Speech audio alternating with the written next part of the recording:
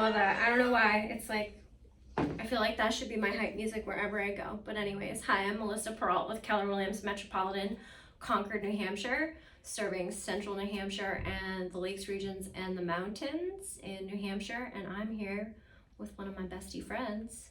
I'm Sheila Bassett with Susan Cole Realty, and I service the Upper Valley in New Hampshire, and also I am a realtor in Vermont as well. You are? Yes, both. I didn't know that. I wish I knew that 2 weeks ago. What the heck? It's fine. I think they're going to buy in New Hampshire anyways, like where I am, but they're looking also in Vermont. See, this is why it's important to talk to your realtor friends, because I would have sent her a referral. But anyways, now I know. When did you get licensed in Vermont? I got licensed in Vermont in the summertime. Yeah, because I know I had said, like, you should get licensed in Vermont. Yeah, it's been a little while.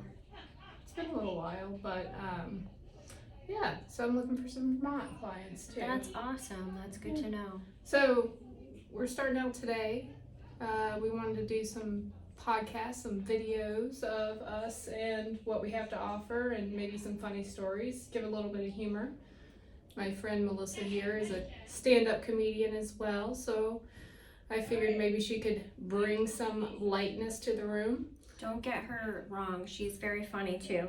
When we first met, I didn't think she liked me, but it was just like her very dry sense of humor. So we were just talking like, how long have we known each other? And we were trying to do the math.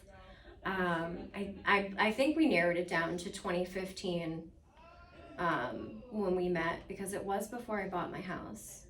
Yeah, I wasn't a realtor I then. bought the house in March of 2016. I also wasn't a realtor then. Which is like, I don't know, when my experience with buying a house and your experience with buying a house, do you think that going through that process, did that encourage you at all to get into real estate?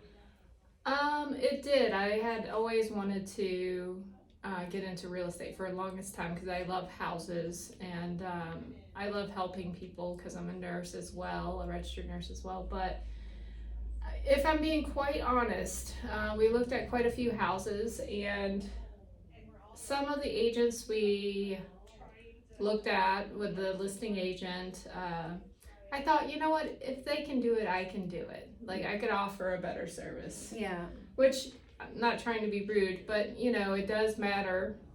Yeah. Like the value you get and how much work you put in for your listings and your buyers. Yeah, I remember when I was first wanting to buy a house. It was the house. Do you remember the house that you rented? Yes. I wanted to buy that house. That was a great house. Like, I stalked this house, and so like we were supposed to be friends. So I stalked this house. I wanted to buy the house. It was on the market for like $98,000. Imagine that. Which one? Wait, what town? In Laconia. The one behind the, it was on the market. $98,000. Yeah, it was on the market for $98,000. I was living in that crappy house that's now for sale. It's for sale they just dropped the price to $189.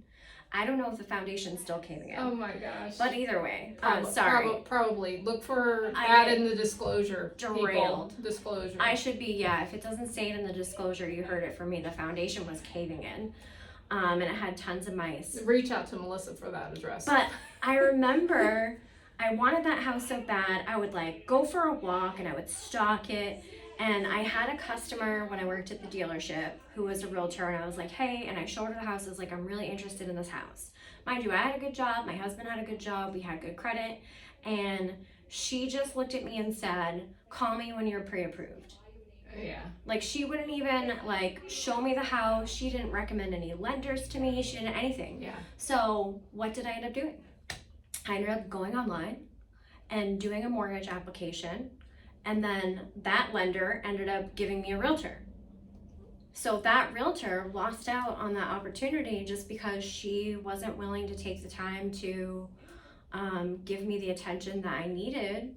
Yeah, it's important, even if you're not pre-qualified, maybe you're just beginning to look, that there's a realtor that will like lead you in the right direction, maybe give you some lenders that you can go get pre-qualified with, give you an idea of what you're going to be looking at, even if you're like a year or two away from buying. Yeah. And especially with the tight market, it's good to start early. I mean, I got lucky with my lender. I actually love my lender. I would highly recommend him. I refinanced my home with him when the rates dropped. He stayed in touch with me, and my realtor didn't, which that speaks volumes to me. I got lucky, but imagine like any other person who wants to buy a house just going on the internet where there's hundreds of online bankers and lenders and you just don't really know any better and you don't know who you're getting. So it's like, if that realtor knew a lender that was really great at their job and they said, hey, here's this lender, contact them to get pre-approved and let's schedule this showing, then she would have had a sale and I would have ended up with at least a lender that I knew that could be trusted. It worked out for me, but that doesn't always work. Yeah.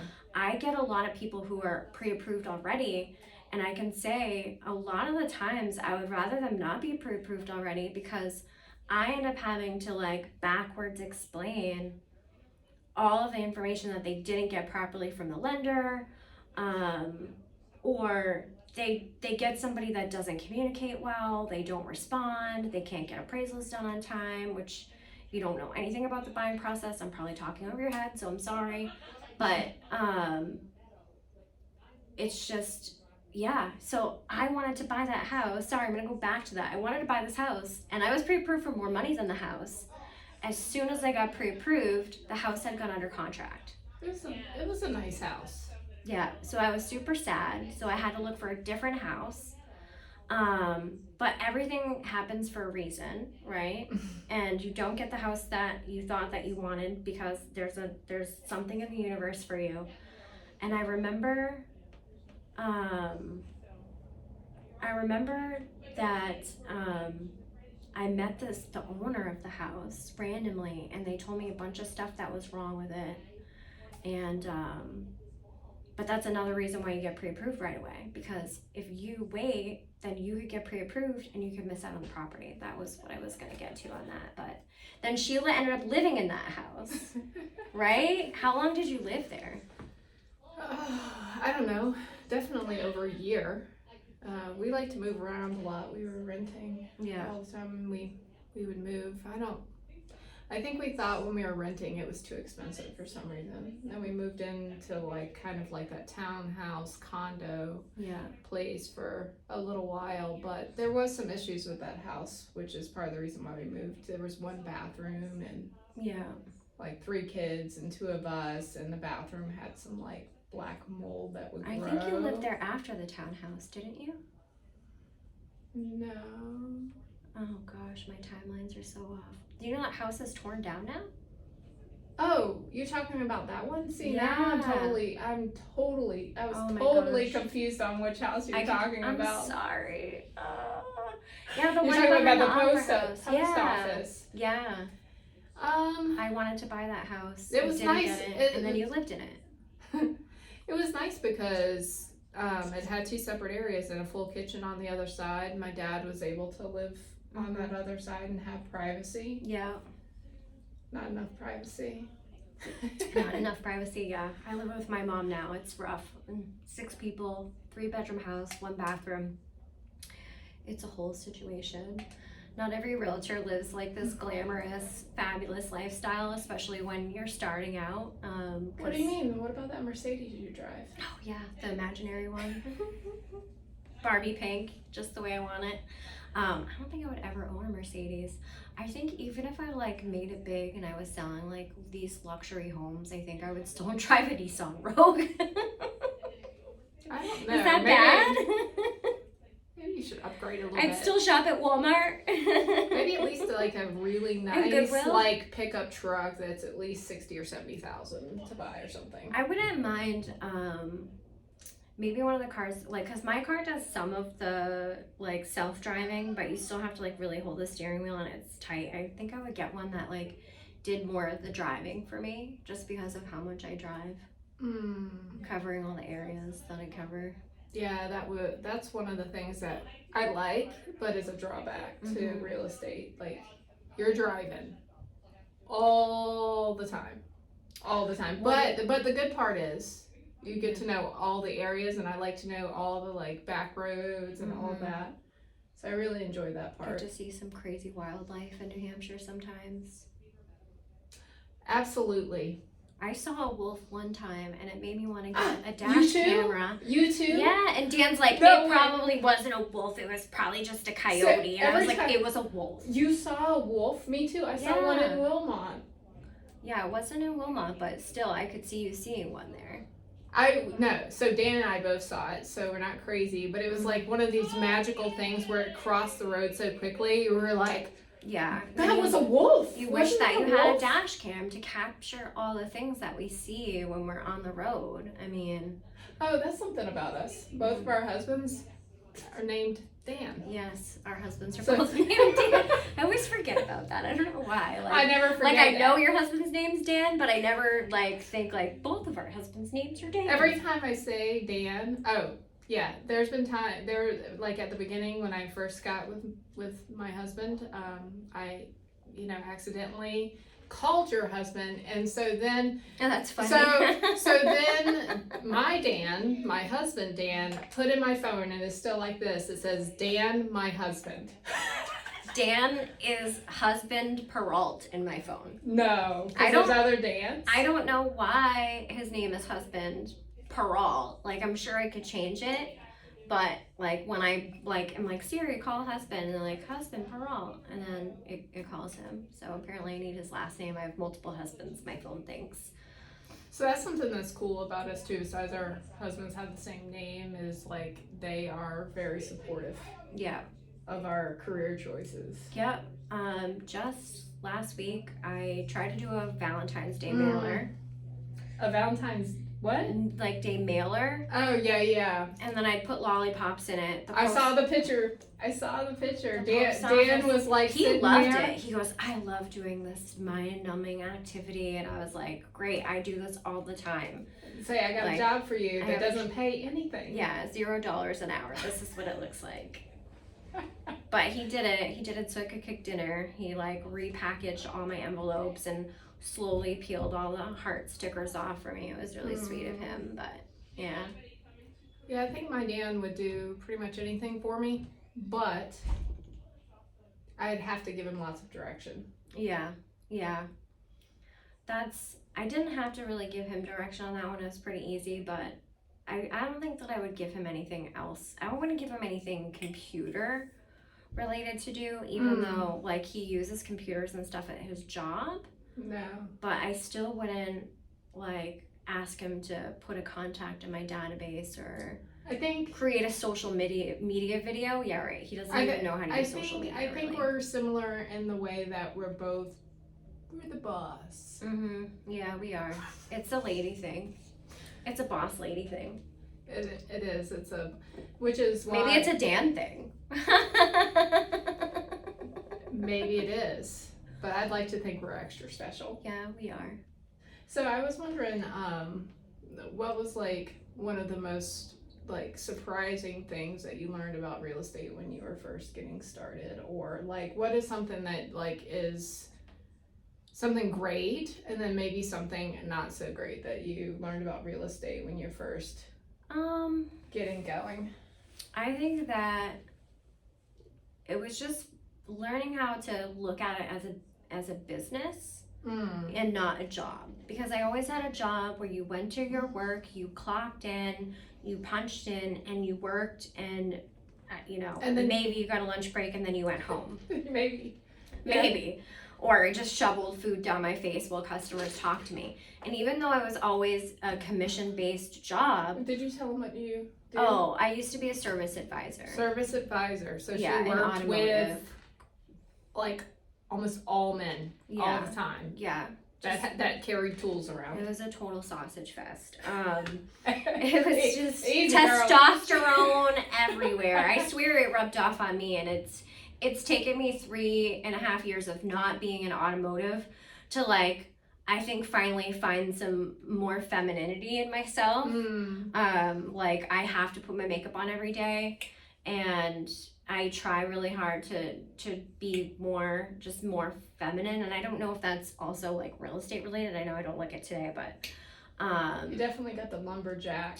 Well, look. I was It's cute. showing. It's cute though, and it even matches your glasses. I showed a property in Thornton today, which is like the middle of nowhere, and it was like a little 2-acre lot. So, you know, you kind of, if I'm going to show a McMansion, then yeah, I'm going to dress a little nicer. But if I'm going to show a ranch or a farm or you don't realize what you're going to get into, because you could Yeah. be tromping through, especially in the wintertime, right? In New Hampshire or Vermont, you can be tromping through, you know, snow. Maybe the people don't live there right now, and so they're not shoveled, and you got ice, and I it's have to adventure. keep winter boots in my trunk because, like, the other day, these same clients, I drove to Easton, New Hampshire, which is up by Woodsville, up in the mountains.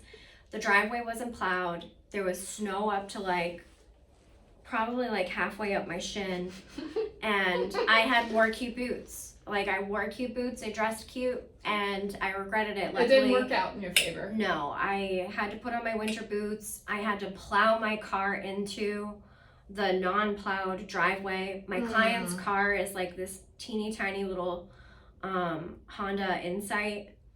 So it could not get in the snow. So they're parked on the side of this like kind of a highway, kind of like a mountainy highway, terrified. And I'm like, oh my God, hurry up. I keep a shovel in my car. Wait. So yesterday I went out with a peer of mine to one of her listings, and the people don't live in the house, and I'm like, I'm going to totally fall. So I have cat litter, and I have ice melt, Yeah. and I have I like need to one of get those some. like mini toddler shovels. Yeah, I got one of those. In there, and it worked every time. I need it all the time. So we had to bring some staging stuff. Car. Well, my car is packed full anyways. So like, you know, I still do nursing work too, and I travel out to people's houses. Yeah. And so with that, I get the same thing. Like, I have to be prepared. Do you have like those spikes that you can put on? I do have the spikes, but you know what? They don't work that I good, kind of have not. I haven't worn them because I feel like they stretch out, and then they almost become more of a hazard because then they flop down. Maybe I just haven't found the right ones. So if anybody has any recommendations on that, I don't know. Yeah, some good spikes. I haven't used mine in a while. I used to use them when I walked dogs, just because it just wasn't safe in New England with the ice and stuff. So we digress. So what was the question? I asked you what was like the surprising things, or good or bad. So that you found out about real estate. Make it short. Sorry, I'm a long-winded storyteller. Yeah, I just think it was just very different learning how to run a business as opposed to being an employee. Which there's pluses and minuses for that too, because you always have to be trying to get work. You're like, it's not provided to you. Self-regulate, like you have to be disciplined, or you're not going to get any work. Yeah. So I think for me, because I was thinking about this, because I went to nursing school and had to pass a board test, and like, so I think people think that real estate, you can just like jump in and anybody can be a real estate agent, and maybe that's true, or but my thought was, oh my gosh, like this is much harder than I ever thought it was going to be. I went to the class and I'm like, what did I get myself into?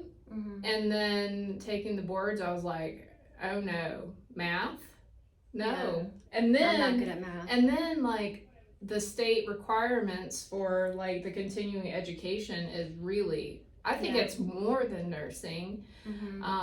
And you're just continuously learning. There's so many different aspects to the job. Because you have to keep up with it. Continuing education, you have to have a certain amount of credits to maintain it.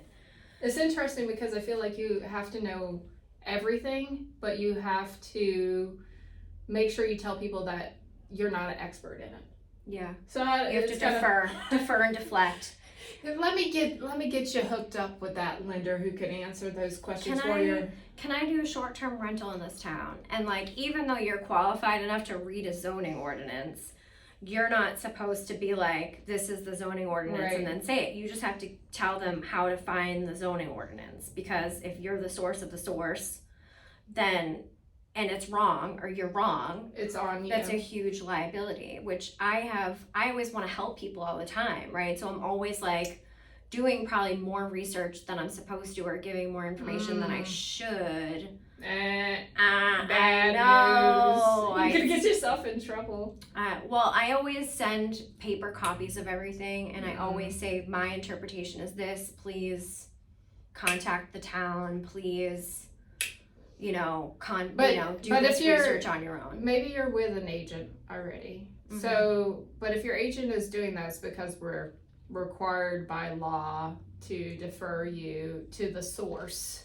Or like when people ask you like, oh, are the schools good? And like, we can't tell you if the schools are good. That's steering. but we can give you the website or tell you where to look. To get their grading and their I don't know, their stats.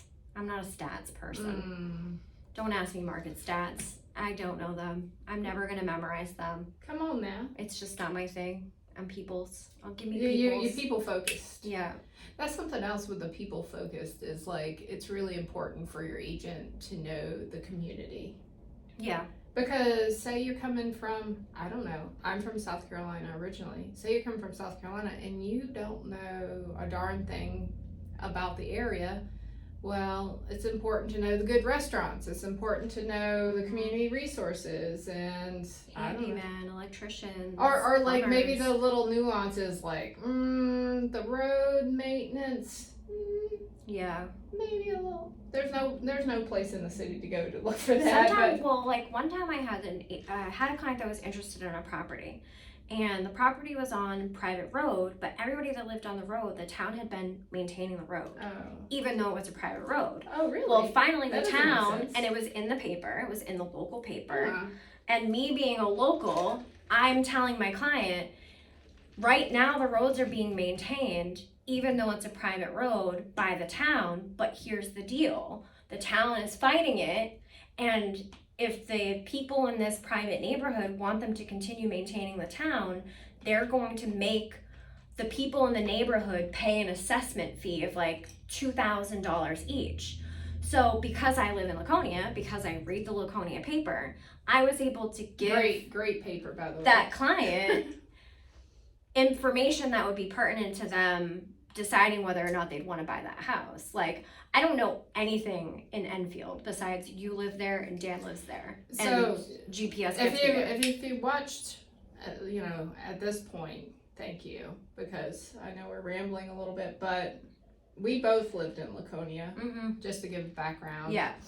And so that's how we met each other, as we lived in the same area. And then when I met my husband, that's when I moved up to Enfield. Yeah, because you lived in Vermont when you first started dating. White River Junction. He had a house on White River Junction, and then we bought a house in Enfield. Well, I think to wrap up, maybe we should talk about like what our big goal is for ourselves in real estate, because I think that's important. Like if you have an idea of where you're going. I have an idea of what I want. I don't know if you've thought about it.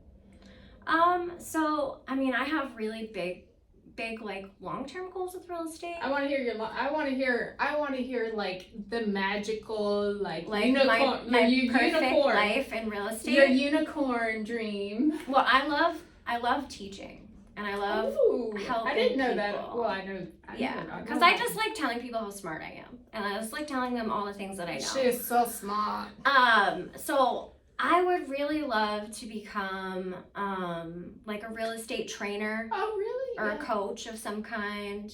Oh, I didn't know so that. I picture myself maybe having a team, because then I can coach them and doing that, and then at some point taking it to like a business where I just train and coach. What she really wanted to say is she wants to be the boss lady. Like, yes. If we go back to the not beginning. just the boss of myself, which is what I am right now. And of Dan. I'm the boss of myself and Dan. And Dan. Yeah. Huh. Well, that's mine. What about yours? The teaching thing's cool. I didn't know that. So I have a big unicorn dream. So like I mentioned, I'm a nurse, and then right at the beginning, I got my senior real estate designation, and so I have a special place in my heart for the older folks. So I guess what that means is the 55 plus community, because so many times I've gone into people's houses, or they have to like go into a nursing home or something, and then they lose everything that they've worked for.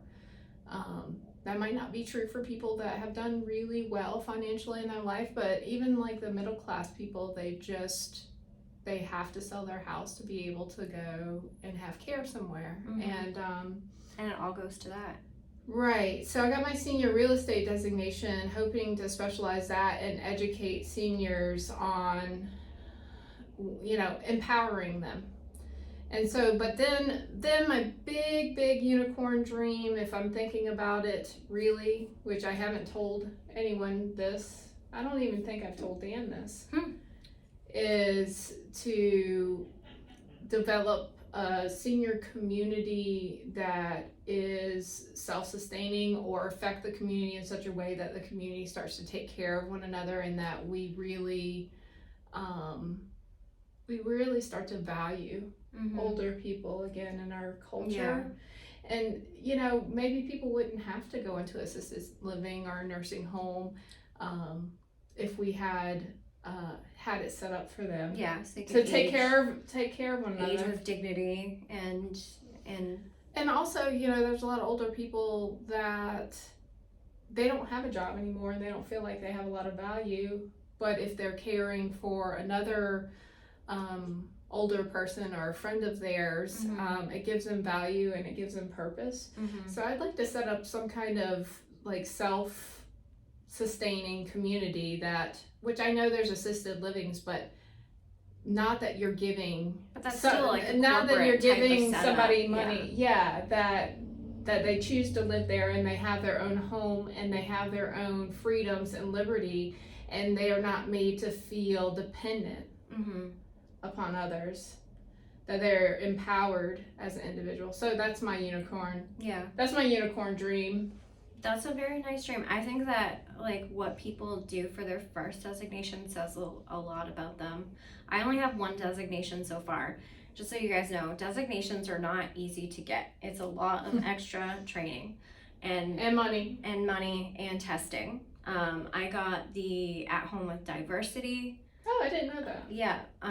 Because I think that diversity and inclusion is super important. Yeah, absolutely. And you can never understand enough of it. So like to always be learning and adapting and growing is just super important, because I think that home ownership is for everyone. Investing in real estate should be for everyone, and I think that everybody should have that opportunity. Yeah, because a lot of people don't.